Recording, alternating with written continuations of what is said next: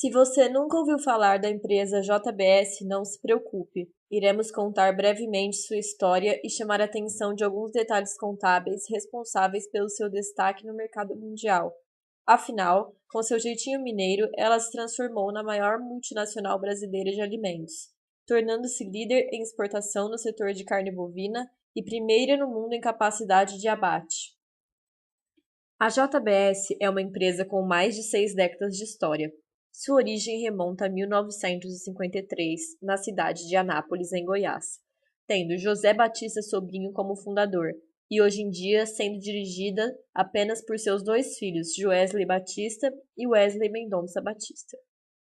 A companhia opera no processamento de carnes bovina, suína, ovina e de aves, e também na produção e comercialização de couros.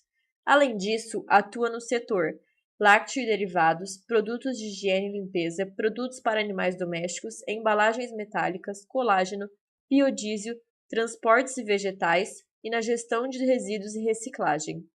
A empresa desenvolve, fabrica e distribui produtos inovadores, seguros e de excelência sob diversas marcas consagradas entre os consumidores, como Maturata, Friboi, Swift, Seara, Vigor, Massa Leve. A JBS lida com diversos concorrentes, sendo a BR Foods, Mafrig, Minerva e Minupar aqueles de âmbito nacional, e tendo a Tyson Food como sua principal concorrente internacional. Atualmente está presente em 22 países distribuídos nos 5 continentes. Com mais de 300 unidades de produção no mundo, atende clientes em mais de 150 nações. A JBS foi a primeira a se consolidar no setor de frigoríficos no Brasil e a primeira companhia neste setor a negociar suas ações em bolsa de valores. A história da JBS é marcada por grandes aquisições, que contribuíram para que ela chegasse ao tamanho que se encontra hoje. Em 2005, deixou de ser uma sociedade limitada para se tornar uma sociedade anônima, quando adquiriu a Swift Armor, maior frigorífico da Argentina. Desde então, a JBS só foi avançando no cenário mundial, e as aquisições estratégicas consolidaram sua posição como líder global.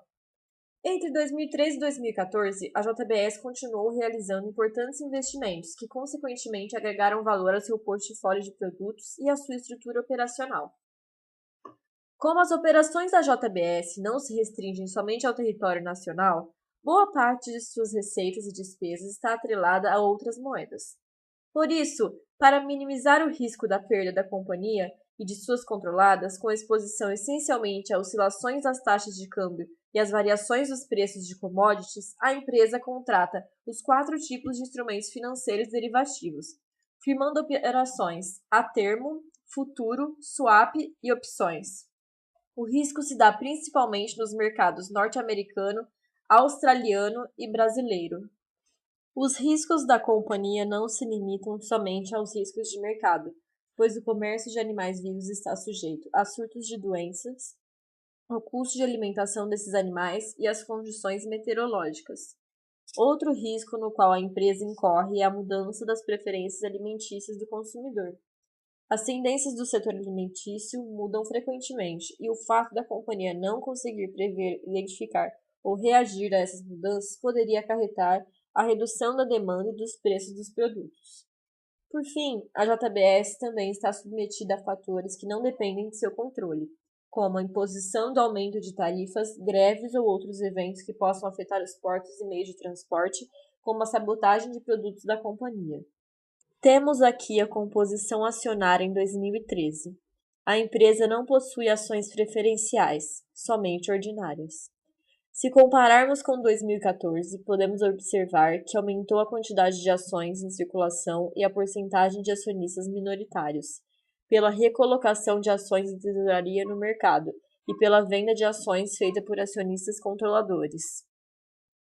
A respeito do controle da empresa, a FB Participações S.A. e o Banco Original detêm 41,11% das ações ordinárias.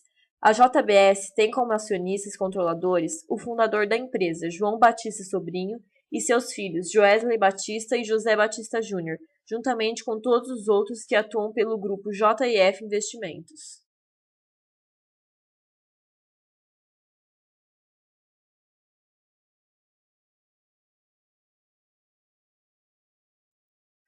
Pode-se observar que o BNDES também possui uma grande porcentagem das ações da empresa, adquirindo uma participação cada vez maior ao passar dos anos, sendo sua representatividade na composição acionária da JBS em 2014 de 24,58%. A relação entre a JBS e o BNDES é alvo de polêmica. Segundo os críticos, só a relação com o governo pode explicar o crescimento do grupo. Entretanto, Joesley Batista rebate, dizendo que o problema é que as pessoas não são capazes de atribuir o sucesso à capacidade de fazer as coisas e afirma que o BNDES é apenas sócio investidor. A injeção bilionária do banco estatal deu enorme fôlego para as grandes empresas frigoríficas. Segundo a notícia, o governo, o BNDES e as prefeituras articularam um esquema de favorecimento escandaloso de empresas como Marfrig, JBS e Brasil Food, que, financiadas com o dinheiro público, estabeleceram uma verdadeira máfia sobre o setor, às custas do desenvolvimento econômico do país. Até então, as operações do BNDES eram mantidas em segredo, sendo a medida de transparência vetada pela atual presidente Dilma Rousseff. No entanto, nesta terça-feira, 26 de maio de 2015, o Supremo Tribunal Federal impôs fim ao sigilo das operações do BNDES com a JBS, exigindo que fossem liberados os dados de contratos com o grupo, alegando que tais operações de crédito não estão cobertas pelo sigilo bancário. Recorrentemente, a JBS é acusada de estar ligada ao PT. Há quem diga até que o filho do ex-presidente Lula é o dono da JBS. Em 2012, a empresa foi questionada por comprar a empreiteira Delta. A questão é, por que o maior frigorífico do mundo comprou uma construtora que, além de envolvida num escândalo de corrupção, está tendo suas obras canceladas? Bom, no começo deste ano, a empresa também esteve nas manchetes. Foi apontada de usar recursos aplicados pelo BNDES para doações a campanhas políticas do ano passado, sendo o PT um dos maiores beneficiários. Mas a repercussão da JBS nos noticiários não acaba aqui. Ainda em 2015, o grupo JF, controlador da JBS, foi suspeito de estar envolvido na Operação Lava Jato, que investiga esquema de corrupção na Petrobras. Porém, o grupo afirmou que não tem nem nunca teve serviço prestado à Petrobras. Deixando a polêmica de lado, começaremos a analisar as demonstrações contábeis da companhia. Sobre seus principais modelos contábeis, como a JBS opera com o desenvolvimento de rebanhos, está sujeita a valorizar os seus ativos biológicos. A companhia realiza avaliação trimestralmente, com base no valor de mercado, conhecendo o ganho ou a perda do resultado do período em que ocorre. A JBS possui diversas investidas e, portanto, a contabilização do ágio em suas aquisições deve seguir um padrão. Todas as combinações de negócio devem ser registradas pelo método da compra. Na demonstração separada da investida, os ativos e passivos identificáveis são reconhecidos pelo seu valor justo. A diferença entre esse valor justo e o custo do investimento é o goodwill, que representa os ativos e passivos não identificáveis. Os ativos intangíveis são compostos em sua maior parte por ágio decorrente de expectativa de rentabilidade futura. A amortização, quando aplicável, é reconhecida linearmente com base na vida útil estimada dos ativos. São feitos testes anuais de redução no valor recuperável. Tratando-se do ágio decorrente da combinação de negócios, qualquer perda por redução no valor recuperável de ágio é reconhecida diretamente no resultado do exercício. A perda por redução no valor recuperável não é revertida em períodos subsequentes. Excluindo o ágio, a redução ao valor recuperável de ativos tangíveis e intangíveis é dada da seguinte forma: se o montante recuperável de um ativo calculado for menor que o seu valor contábil, o valor contábil do ativo é reduzido ao seu valor recuperável. A perda por redução ao valor recuperável é reconhecida imediatamente no resultado e é revertida caso haja mudanças nas estimativas utilizadas para determinar o valor recuperável. Sobre o reconhecimento da receita, o resultado das operações é apurado em conformidade com o regime contábil de competência. A receita compreende o valor justo da contraprestação recebida ou a receber na comercialização feita da companhia e suas controladas. Ela é representada nas demonstrações do resultado líquido dos impostos, devoluções, abatimentos e descontos, bem como após a eliminação das vendas entre empresas do grupo. Tanto para 2013 quanto para 2014, foi emitido pelos auditores um parecer limpo sobre a JBS, indicando que todas as demonstrações contábeis estavam de acordo com práticas contábeis adotadas no Brasil. e as normas internacionais de relatório financeiro emitidas pelo IASB. Sobre o balanço patrimonial da JBS, grande parte do aumento na conta caixa e equivalentes de caixa refere-se à aquisição de letras financeiras do Tesouro, adquiridos com instituições financeiras, fora o acréscimo de 77% em caixa e bancos. Nota-se também que créditos com empresas ligadas foram reduzidos pela metade se comparado a 2013.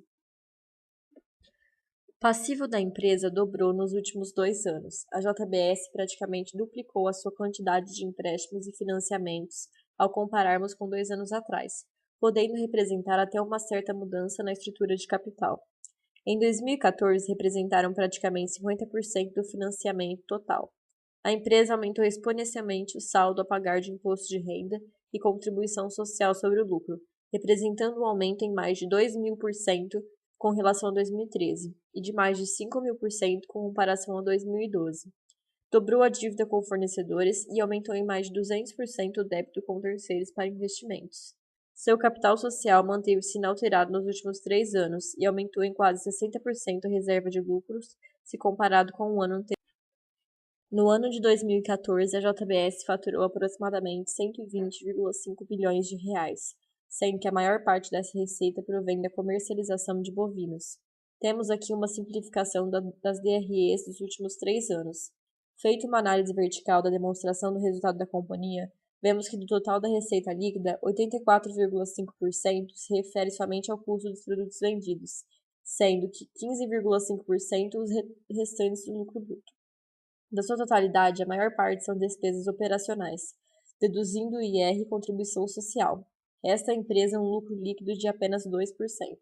Ao fazermos a análise horizontal, tendo o ano de 2012 como base, vemos que em 2014 a JBS aumentou sua receita líquida em quase 60%.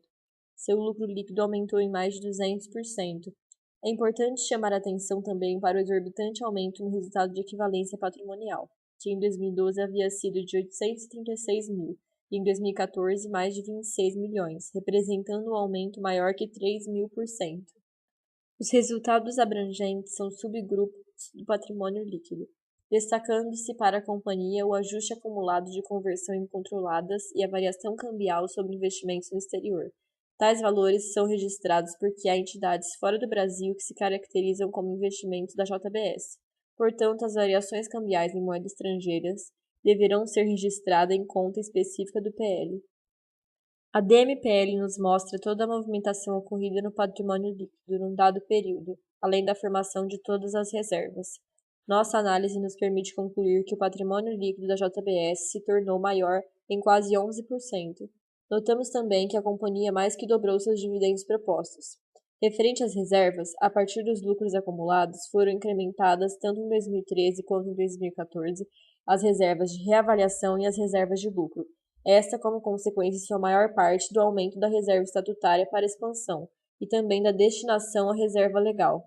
A demonstração do valor adicionado visa mensurar o valor da riqueza gerada pela companhia, evidenciando sua distribuição entre os elementos que contribuíram para a geração dessa riqueza, e também a parcela da riqueza não distribuída. Por sua análise, vemos que, conforme os anos, o valor despendido com os insumos adquiridos de terceiros cresceu. Analisando a distribuição do valor adicionado, vemos que de 2012 para 2013, a JBS aumentou consideravelmente a remuneração do capital de terceiros e vem aumentando a remuneração de capitais próprios. Também é interessante notar que, ao decorrer dos últimos anos, a empresa vem reduzindo gastos com o pessoal. Ao fazermos a análise da déficit original, podemos concluir que o caixa líquido das atividades operacionais teve um aumento de 253% com relação ao ano de 2013, motivado principalmente pela variação das contas a receber e fornecedores. Já o caixa líquido gerado pelas atividades de investimento teve uma redução de 124% com relação ao ano de 2013, motivado em grande parte pela variação da conta de adições do ativo mobilizado intangível.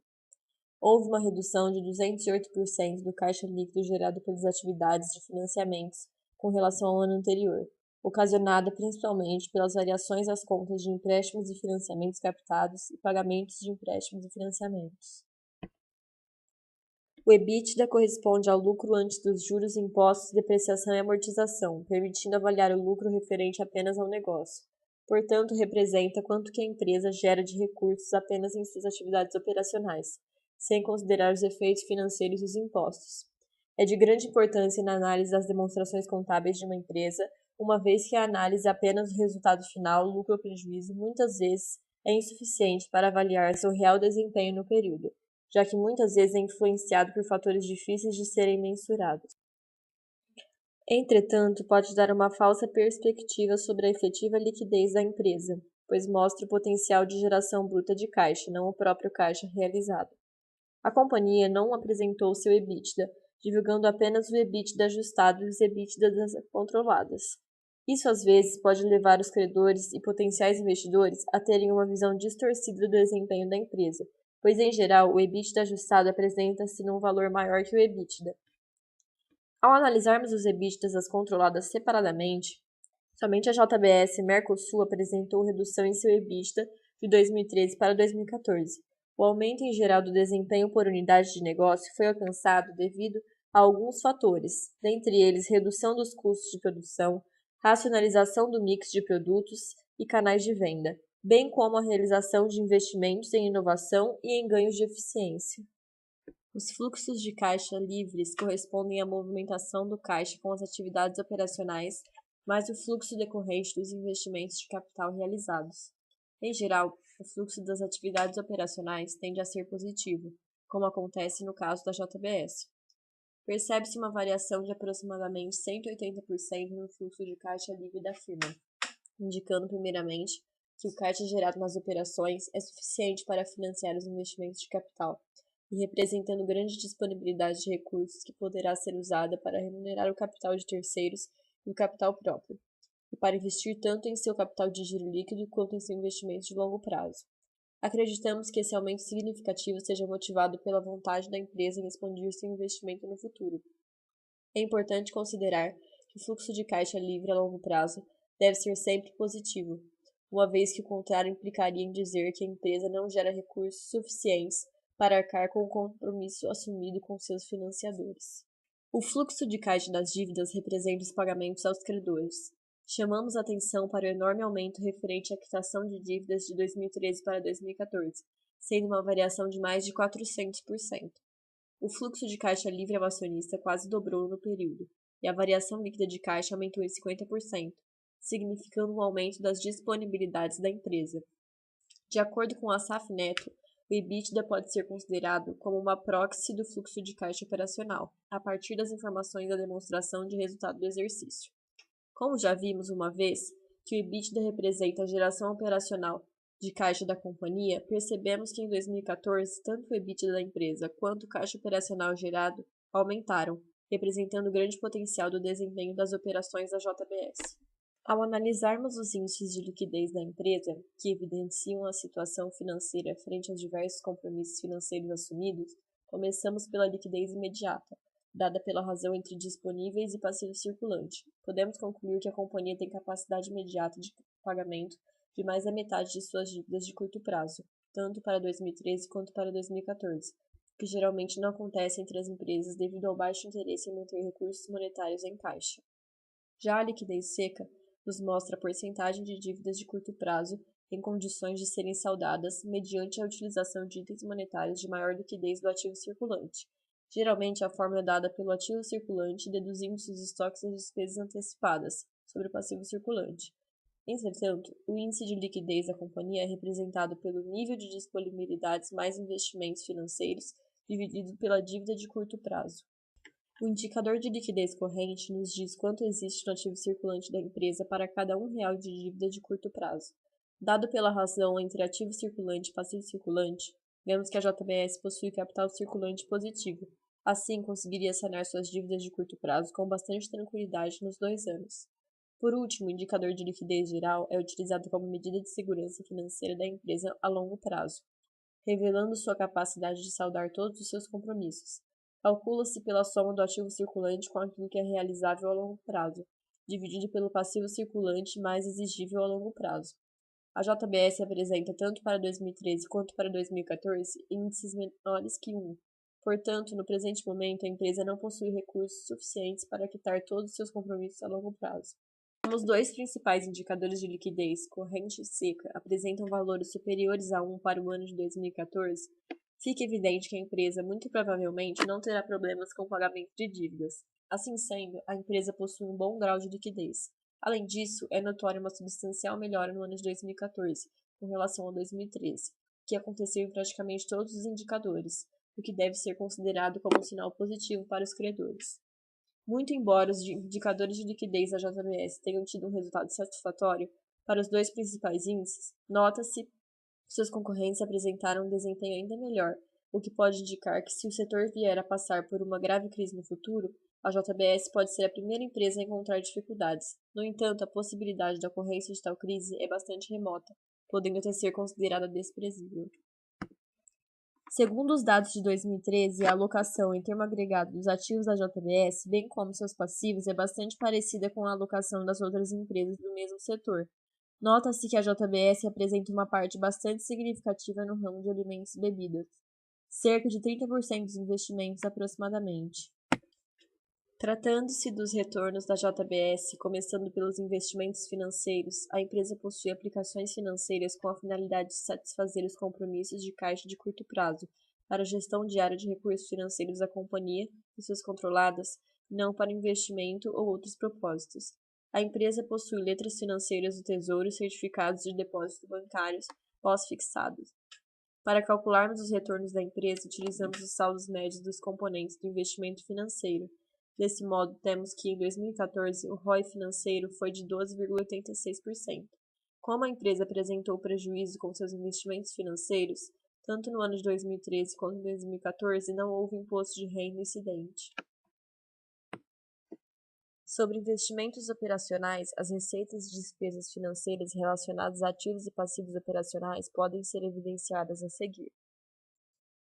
Ao calcularmos as margens operacionais, observa-se uma variação positiva da margem bruta do ano de 2013 para 2014, sendo este indicador responsável por apresentar quanto a empresa obtém de retorno nas vendas, retirando os custos das mercadorias vendidas e serviços prestados. Assim, quanto maior a margem bruta, maior a rentabilidade das vendas. Vemos que a margem líquida representa sobre a bruta entre 35% e 40% do seu valor. O giro do estoque representa quantas vezes o estoque é renovado durante o ano. O estoque da companhia apresenta um giro relativamente alto. Nota-se que a empresa melhorou no quesito eficiência, já que além do aumento do giro não foi observado falta de estoque. O prazo médio de estocagem é de mais ou menos um mês, sendo este período também o prazo médio de recebimento dos clientes da empresa. Todavia, podemos considerar o ativo da companhia estável como um todo. O giro do investimento da JBS em 2014 foi de 2,51. Utilizando os saldos médios para fins de cálculo, temos que o ROI operacional de 2014 da empresa é de 16,03%. Assim, o ROI total, sendo composto pela soma do operacional mais o financeiro, temos que, como retorno total, 15,41%. Ao calcularmos o ROI operacional sem imposto de renda, como esperado, vemos que ele seria bem maior, aumentando o retorno total de 15% para quase 20%. Com isso, concluímos que o imposto de renda diminui o ROI operacional em 25% e, por consequência, o ROI total em 22%. Dado que o custo da dívida é calculado como razão entre despesas financeiras e passivos onerosos, temos que o custo da dívida para a empresa em 2014 foi de 14,21%. Sobre o nível de endividamento da empresa, nota-se um aumento de 2% no índice de endividamento total de 2013 para 2014. O que significa que aumentou a necessidade da empresa por capitais de terceiros de um ano para o outro. Para calcular o retorno sobre o capital próprio, utilizamos novamente o saldo médio e dividindo o lucro líquido da empresa em 2014 por seu capital próprio do mesmo ano. Assim, obtivemos que o ROI da JBS é de 9,87%. Em vista da rentabilidade do patrimônio líquido e demonstrar a capacidade da empresa em remunerar o capital que foi investido pelos sócios, concluímos que, referente a isso, a JBS está muito bem avaliada. O grau de alavancagem financeira é dado pela divisão do retorno do capital próprio pelo ROI total. Assim, temos um GAF de 0,64. Portanto, como esse índice é menor do que 1, indica grau de alavancagem desfavorável pelo uso do capital de terceiros. Sobre o capital de giro líquido, percebemos uma redução mínima de 2013 para 2014 e aumento no capital circulante líquido de 13%. O valor de 12 trilhões e 600 milhões para 2014 representa aproximadamente metade do passivo circulante deste ano. Em vista disso, somos levados a crer que a empresa está bastante saudável, indicando que seu passivo pode ser quitado uma vez e meia. Entretanto, CCL positivo indica também que parte do ativo circulante da JBS está sendo financiada com passivos de longo prazo. Sobre a dívida bruta da empresa, 34% é composta por dívidas de curto prazo, 66% por dívidas de longo prazo. Com as disponibilidades da empresa, a JBS ficaria com uma dívida líquida de 25 bilhões aproximadamente. Graficamente, podemos representar a composição do endividamento da seguinte forma. Como cláusulas dos covenants, temos incorrer em endividamento adicional caso a relação com o EBITDA seja superior a um determinado índice, pagar dividendos ou efetuar certos pagamentos a seus acionistas, consolidar ou celebrar fusão ou alienar todos os ativos a outra sociedade, entre outras. Agora vamos analisar o desempenho da JBS no mercado de capitais, comparando a cotação de sua ação JBS-S3 com o índice Bovespa.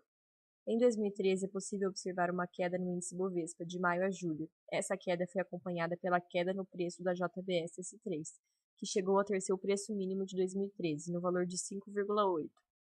A partir de julho, a Bovespa foi se recuperando gradualmente, e a JBS-S3 teve uma recuperação mais forte, chegando a seu preço máximo em dezembro, no valor de 8,1. Em 2004, é possível observar que a baixa no índice Bovespa foi acompanhada pela baixa da JBS-S3, atingindo seu ponto mínimo em março, no valor de 7,2. O período de alta do índice Bovespa também foi acompanhado por uma alta no preço da JBS-S3, alcançando seu ponto máximo no valor de 12,05. Os acionistas da JBS podem projetar resultados futuros favoráveis, baseados nas informações que temos da empresa agora. Isso porque a empresa possui folga financeira, ou seja, não possui risco de quebrar no curto e médio prazo.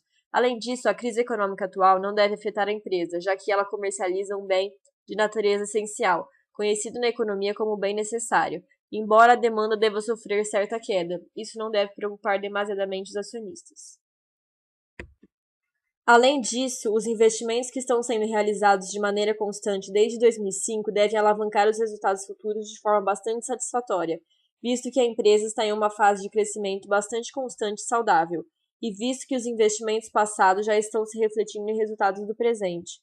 No entanto, é importante que seja feita ressalvas. Nunca pode ser feita previsões certeiras em um mercado tão dinâmico e tão veloz como o mercado de ações. Acontecimentos futuros podem ruir tais previsões de forma radical. O que agrava tal preocupação é o fato da empresa possuir muita participação política no Brasil, e também o fato de ter sido citada como possível envolvida em casos de corrupção. Embora nada provado, isto pode preocupar. Em suma, a JBS é sem dúvida uma bela oportunidade de investimento. Os indicadores estão saudáveis e a perspectiva é de melhora de resultados. No entanto, o acionista não deve se enganar. Como em todo investimento em ações, o risco existe.